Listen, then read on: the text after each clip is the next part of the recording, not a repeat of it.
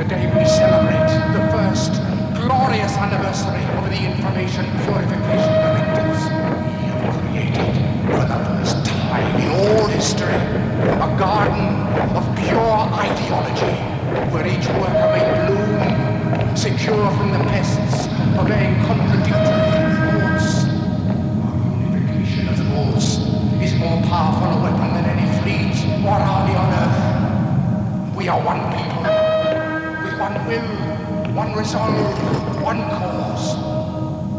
Our enemies shall talk themselves to death, and we will bury them with their own confusion. We shall prevail.